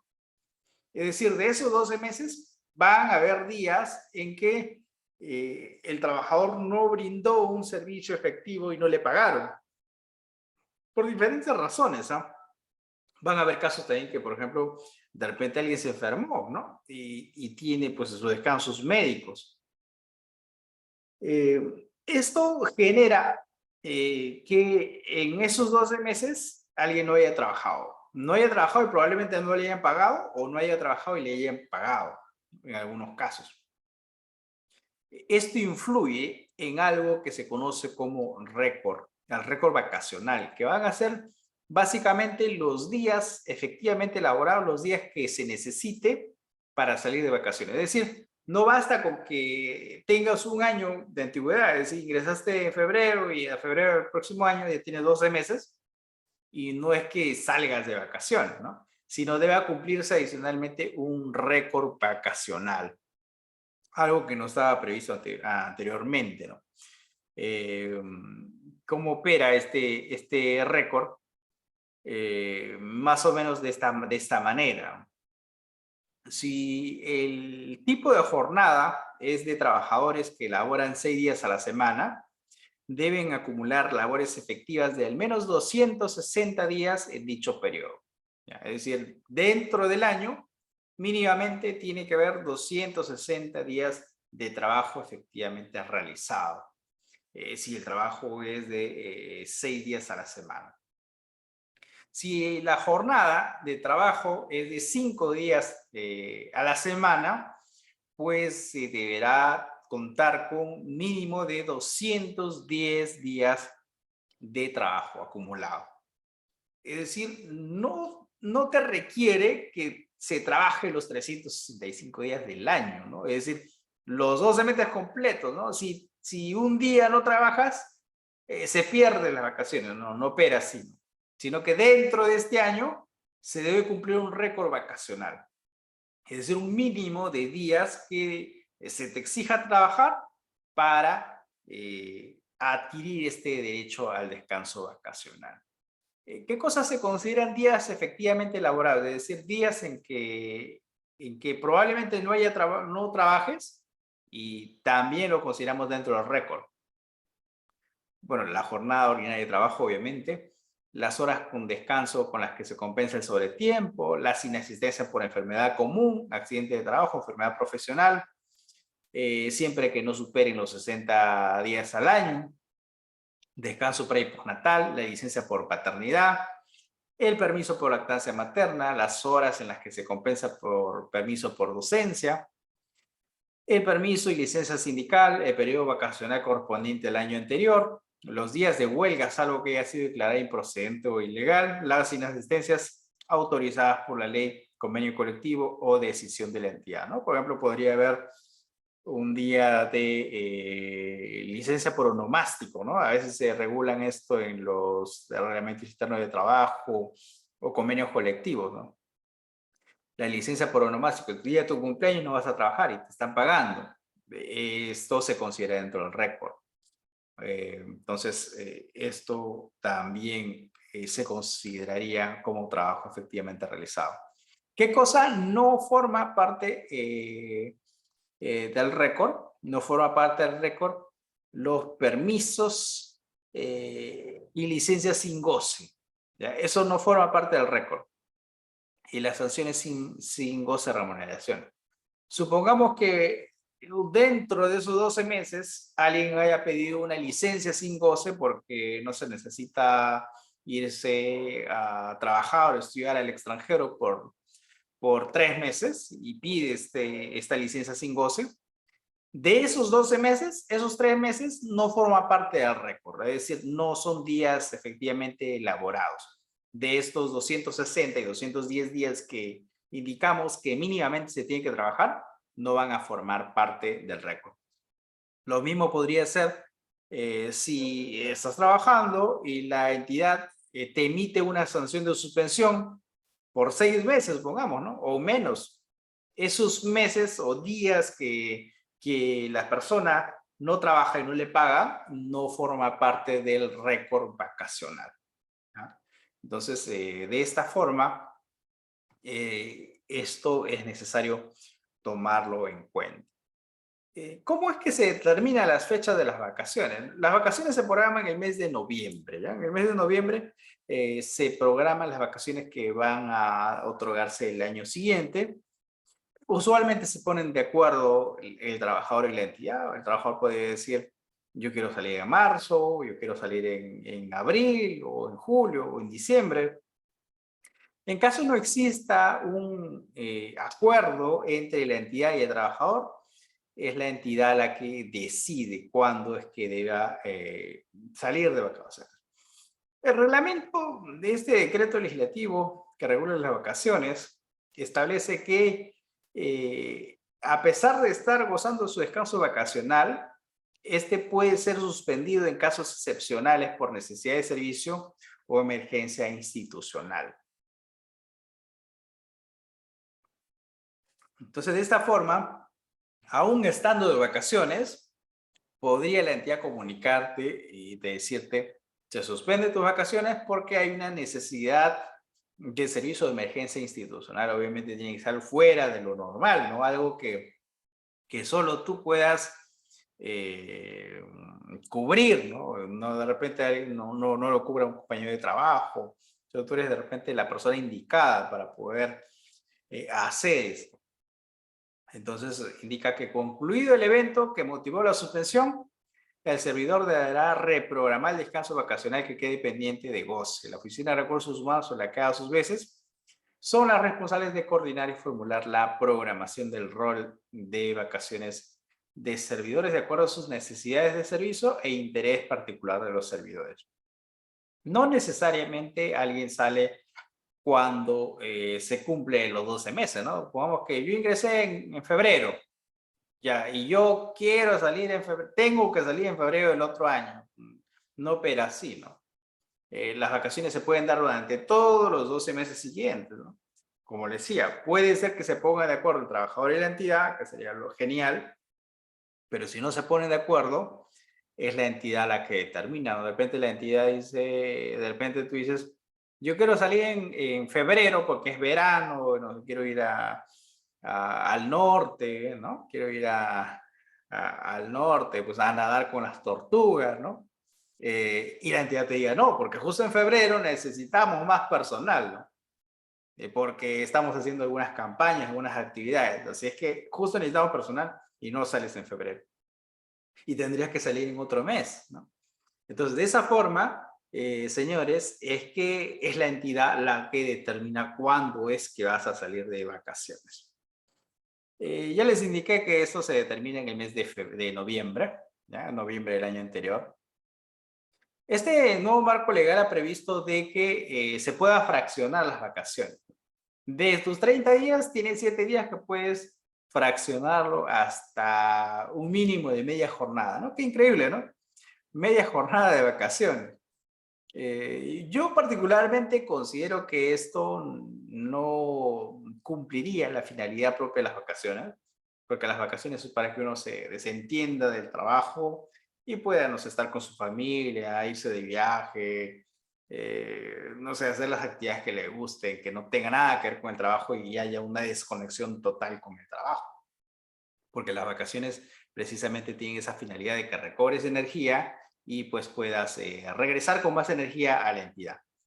Pero si un trabajador no sale el día completo, sale media jornada incluso, podría ser de repente que sí sea necesario pues para sus trámites personales, etcétera, pero propiamente no cumple esa finalidad de las vacaciones, ¿no? De que el trabajador se desconecte porque podría estar, tiene que estar media hora trabajando, media jornada trabajando y media jornada dice, uy, ahora sí entro en vacaciones, ¿no? Y me voy a hacer mis cosas.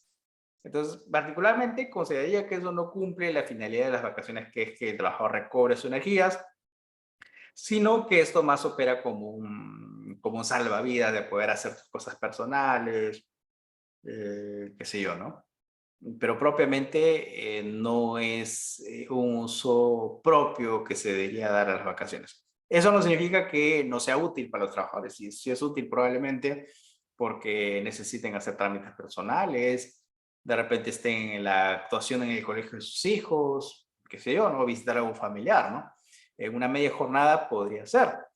En provincia, ¿no? En Lima, media jornada es complicado, ¿no? Porque el tráfico limeño es bastante complicado usar media jornada de vacaciones. A ver, sigamos. Hay algunas reglas respecto a la fracción de vacaciones en periodo de maniobras de 7 días. La aprobación de las solicitudes de goce vacacional debe cautelar la programación vacacional completo. La suma de los periodos fraccionados no genera un descanso vacacional mayor a 30 días. Claro, pues imaginemos que ya pueda fraccionar hasta 7 días y el trabajador diga, ya, yo voy a salir de los días viernes, ¿no? Viernes. Y diga, los sábados y domingos no soy de vacaciones, por si acaso, sino que esos días son mi descanso. Si uno suma los días, probablemente vayan a salir un poco más de 30. Por eso que anticipándose a eso, el marco legal ha establecido ciertas reglas, ¿no? Por ejemplo, dice, no se pueden tomar más de 4 días hábiles en una semana, de los 7 días fraccionales. O sea, tienes 7 días para fraccionar, pero de estos no puedes tomar más de 4 días hábiles en una semana, la primera regla. La segunda, en el caso que el periodo vacacional programado, ya sea completo, fraccionario o fraccionado, iniciara o concluyera un día viernes, los días sábados y domingos siguientes también se computan dentro de dicho periodo vacacional. Al momento de la programación de las vacaciones deberá tomarse en cuenta dicha situación a efectos de evitar otorgamiento de periodos vacacionales superiores al máximo legal. Claro, supongamos que un trabajador diga, ya, yo voy a salir los días jueves y viernes, ¿no? Miércoles, jueves y viernes, miércoles, jueves y viernes.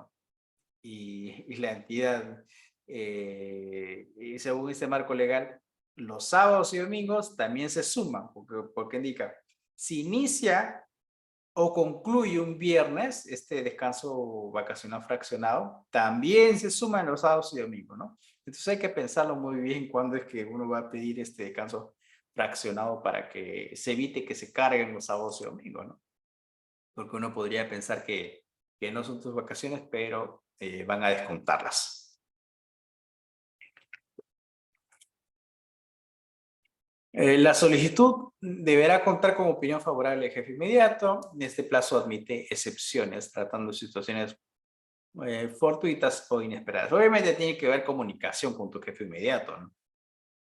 No vas a decir, me voy mañana de vacaciones, ¿no?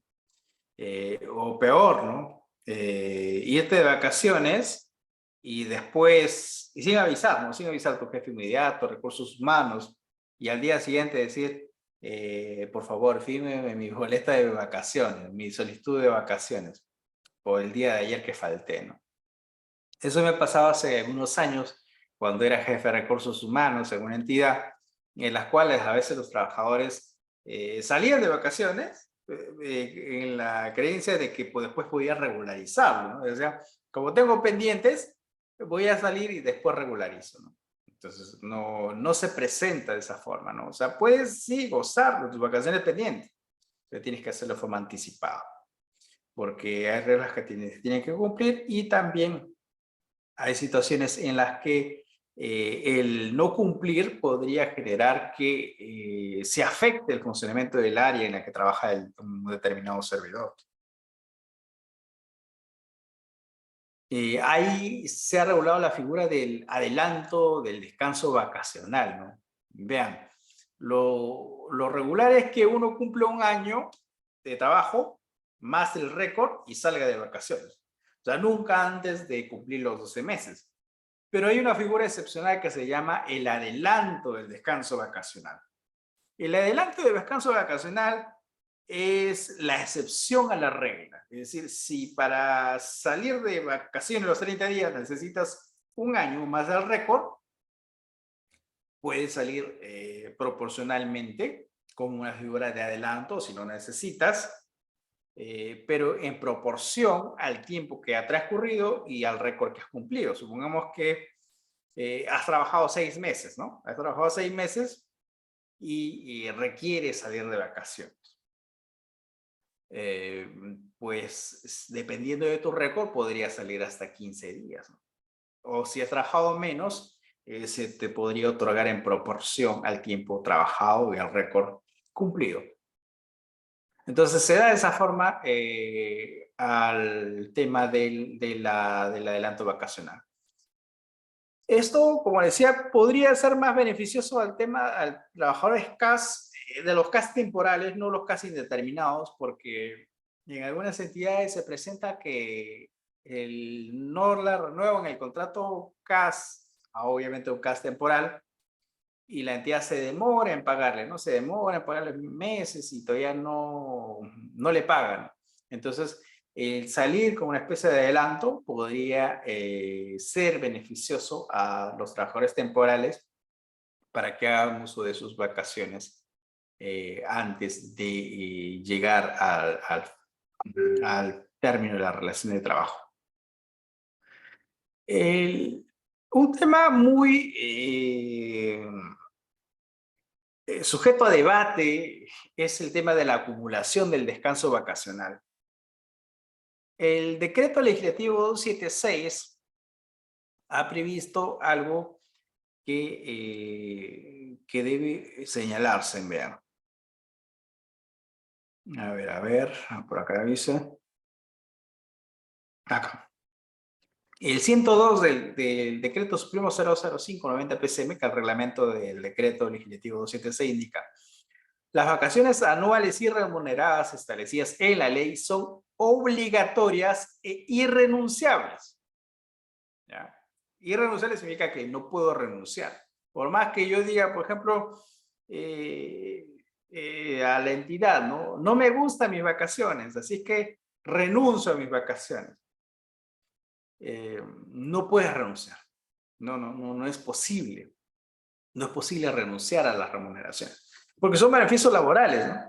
Y esto me hace recordar al tema de la renuncia a la remuneración que hizo el alcalde de la Municipalidad Metropolitana hace algunos días, en este mes, que también es un tema que está muy interesante, está para debatir ese tema, porque no obstante de que el Consejo Municipal lo haya aprobado, es un acuerdo que va en contra de lo que establece la Constitución Política, que establece que los derechos y beneficios laborales son irrenunciables. ¿Qué quiere decir que son irrenunciables?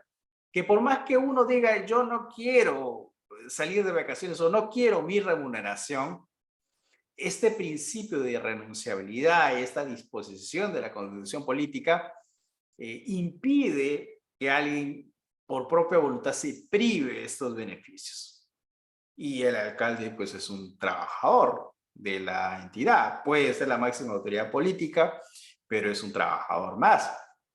Entonces, de esa forma, si partimos de que el alcalde es un servidor bajo la ley de servicio civil, es decir, tiene un vínculo laboral con la entidad pública, con la municipalidad, no puede renunciar a su remuneración y sus beneficios, y menos aún el Consejo Municipal aprobar una renuncia, ¿no?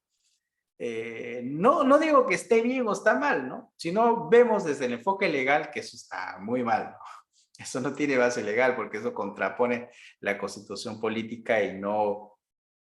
la autonomía que tienen los gobiernos locales no permiten ir más allá de lo que indica la Constitución Política, ¿no? Porque si hablamos de autonomía política, no podría decir una municipalidad, mi alcalde gana muy poquito, así que le subo el sueldo. O mi alcalde gana mucho y le bajo el sueldo. si diríamos que fuese autónomo los gobiernos locales, porque esa autonomía no puede ir en contra del marco legal, ni peor aún, contravenir la constitución política. Ojo, y cuando el alcalde de la Municipalidad de Lima Metropolitana dice renuncia por remuneración y todo tipo de ingreso, podrá pedirlo, bueno, pero esto obviamente es inviable porque la municipalidad no tiene la autonomía para contravenir la constitución política ni el marco legal de privarle sus beneficios laborales, no obstante que él lo pida, ¿no? Porque es un trabajador. Pero ese te da tema para, para otra clase. Así es que retornando al tema de las vacaciones, que son obligatorias e irrenunciables, nos indica que estas se alcanzan luego de cumplir el ciclo laboral y pueden acumularse hasta 2 periodos de común acuerdo con la entidad. No te dice nada más, ¿no? Dicen, pueden acumularse hasta 2 periodos de común acuerdo con la entidad, preferentemente por razones de servicio. Nada más. ¿Qué podríamos entender? Que puede acumularse hasta 2 periodos. Pues deberíamos entender que después de los 2 periodos el trabajador tiene que salir, ¿no? Pero de ninguna manera podríamos llegar a la conclusión que si alguien no sale de vacaciones más de 2 años, ya pierde sus vacaciones. ¿Por qué? Porque son irrenunciables.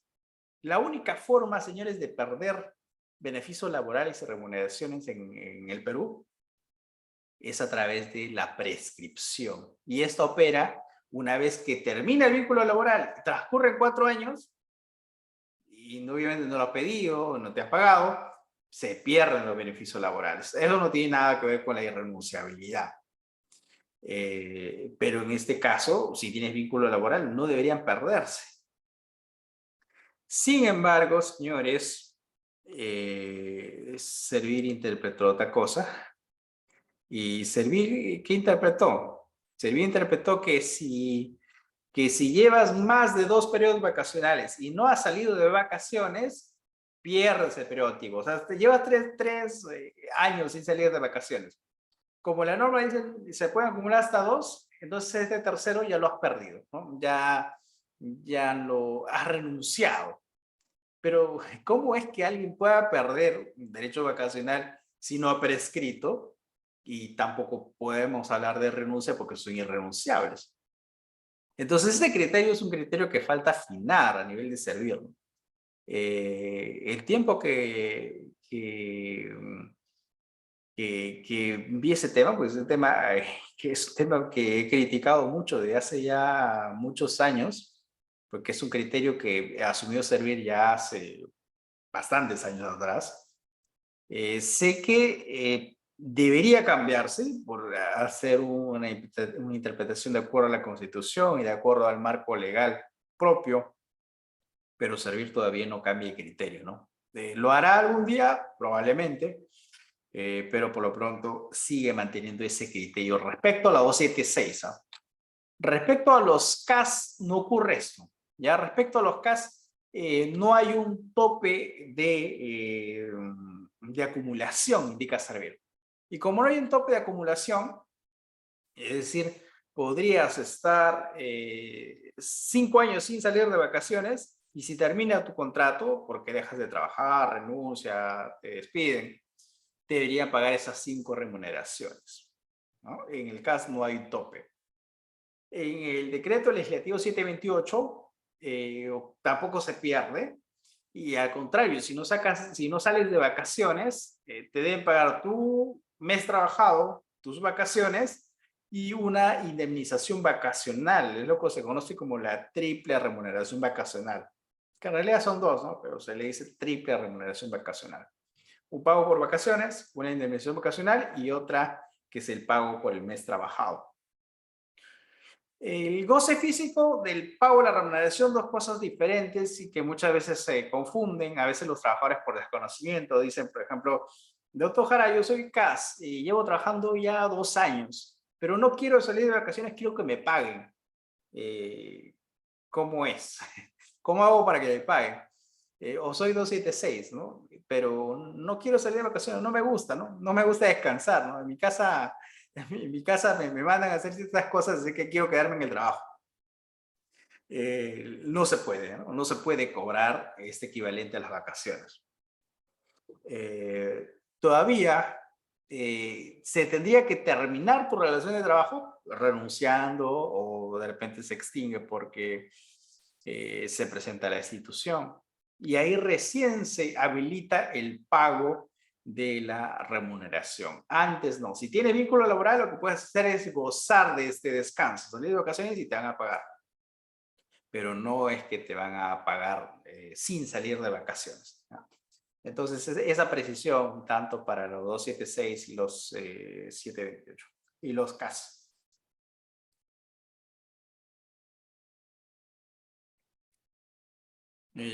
Obviamente, si sales, si no sales de vacaciones y se extingue tu contrato, te van a pagar el equivalente, ¿no? A la compensación vacacional.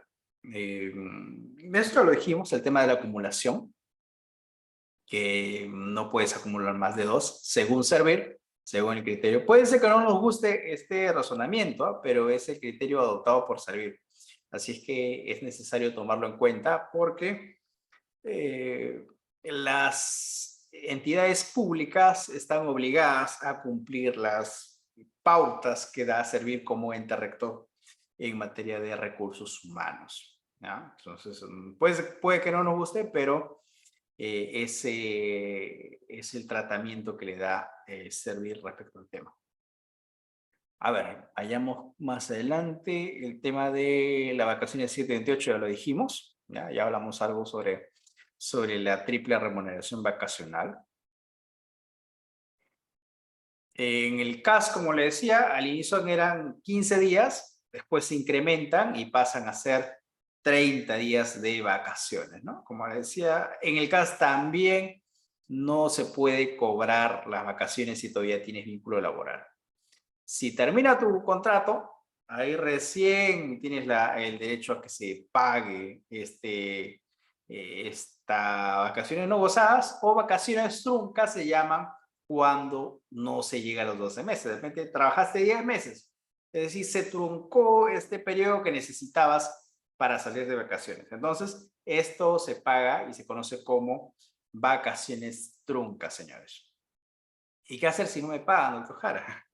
Si no te paga la entidad, pues podrías presentar una queja ante Servir. Servir tiene una oficina de supervisión que lo que hace es evaluar el cumplimiento de normas en el sistema de gestión de recursos humanos y podría oficiar a tu municipalidad, por ejemplo, ¿ya? Pongamos que estás trabajando en un gobierno regional, 2 años como CAS, se extingue tu contrato, pasa 1 mes, 2 meses y la entidad no te paga, 3 meses y no te paga, lo pides y la entidad sigue sin pagarte, puedes presentar una queja ante esta oficina de supervisión y lo que va a hacer esta oficina de supervisión va a oficiar a la entidad para que te paguen, ¿no? Para que te paguen y acrediten el pago. Va a exhortarlos a que cumplan el pago. Servir no tiene competencia para poder multar, como lo hace Sunafil, ¿no? Sunafil, por ejemplo, detecta que se incumplen las normas y multa, ¿no? Servir lamentablemente no lo hace. Servir tampoco tiene inspectores de trabajo como si los tiene Sunafil, es decir, no hace trabajo de campo propiamente, sino trabajo más de oficina, ¿no? Y desde ahí oficia. Hemos visto una participación muy activa de Servir este año respecto al caso de los CAS, ¿no? Por ejemplo, los CAS que se han extinguido, hemos visto que también Servir lo que ha hecho es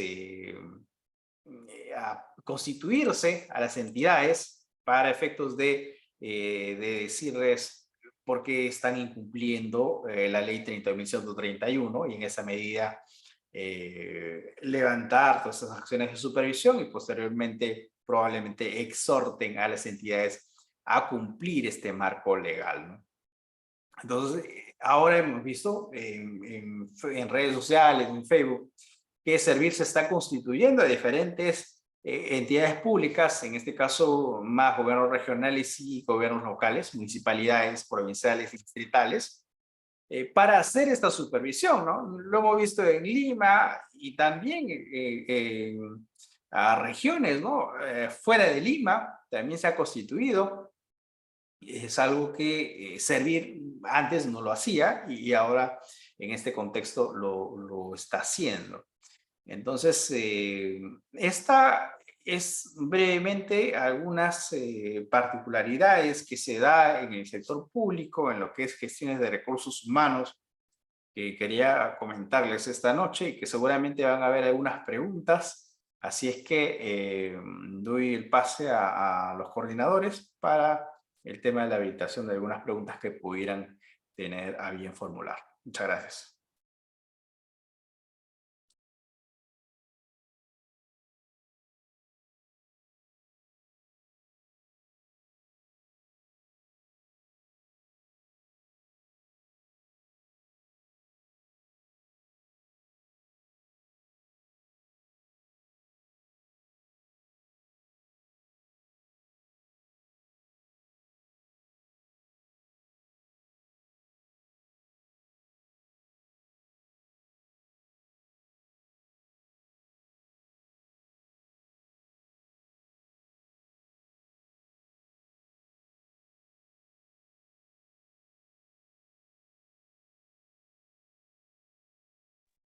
Bueno, en vista que nadie se anima a hacer alguna pregunta, vamos a seguir comentando algunos minutos antes ya de dar por terminada la sesión del día de hoy. Bueno, en cualquier momento me interrumpen, hacen su pregunta o si gustan pueden ponerlo en el chat, su pregunta, ¿ya?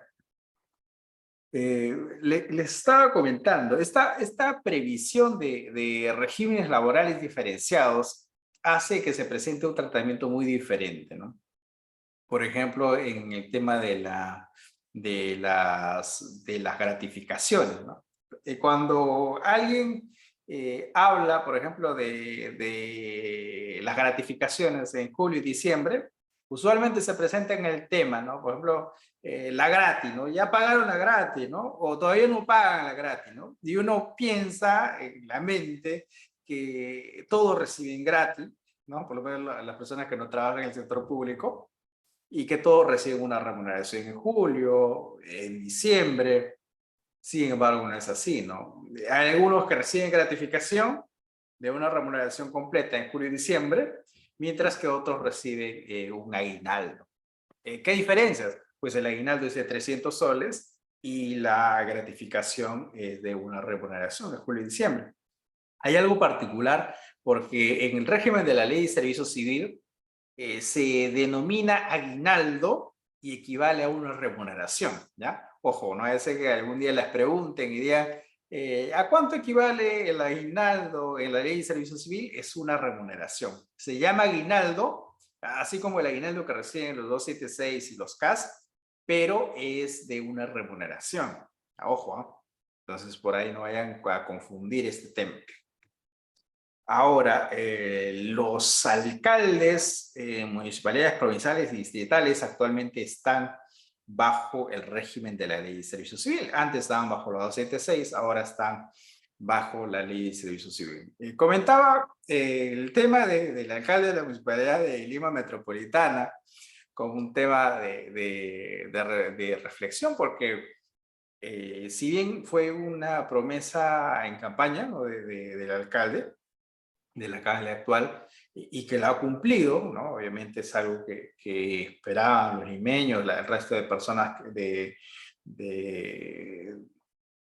lugares cercanos, ¿no? De que el alcalde cumpla su promesa y que la ha cumplido, ¿ya? Ha cumplido su promesa de campaña de renunciar a su remuneración y a todo tipo de beneficios, indica, ¿no?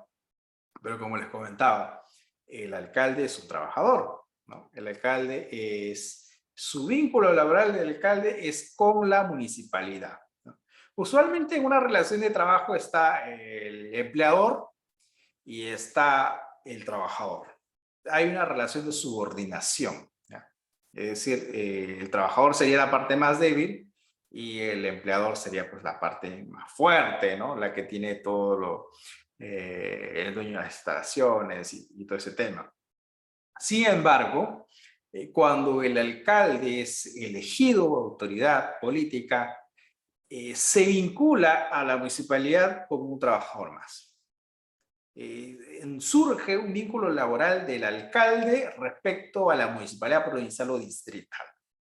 Es por esta forma es que recibe en la actualidad los beneficios laborales propios a un trabajador de la ley de servicio civil, porque eso es su régimen, y ni siquiera el Consejo Municipal actualmente puede incrementar o disminuir su remuneración porque ya hay una tabla, hay una escala de cuánto es lo que deben ganar los alcaldes y los beneficios que debe percibir propio su régimen laboral. En esa medida le decía, la municipalidad tiene autonomía, pero el Consejo Municipal no puede aprobar, ir más allá de su autonomía y aprobar que el sueldo se incremente, se disminuya, o peor aún, aprobar un pedido en que ya no se le pague la remuneración, ¿no?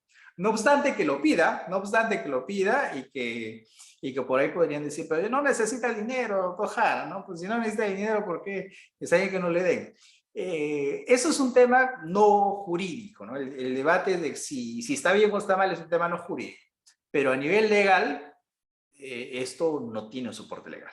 Hace tiempo, antes de la Ley Orgánica de Municipalidades vigente, la Ley 27972, había así un marco legal que habilitaba que los alcaldes puedan renunciar de todo o parte de su remuneración y beneficios, pero fue derogado, ¿ya? Se derogó con la Ley Orgánica de Municipalidades anterior. Entonces, en la actualidad no hay un marco legal que te habilite. Entonces, podríamos decir, doctor Jara, que la autonomía de la municipalidad puede llevar a que se haga, o sea, a que el alcalde lo pida y que el consejo municipal lo acepte. La respuesta es que no podría. Porque la autonomía tiene que darse en un contexto de cumplir el marco legal y obviamente no contravenir la constitución política. Pues bien, señores, cierro con ese comentario, esas pequeñas reflexiones, que nuevamente es un tema pues muy interesante, es un tema que seguramente va a ser sujeto a debate más adelante. Nuevamente, muchas gracias a Legalgo. Como siempre, es un gusto estar con ustedes y bueno, esperando estar en una próxima oportunidad. Muchas gracias.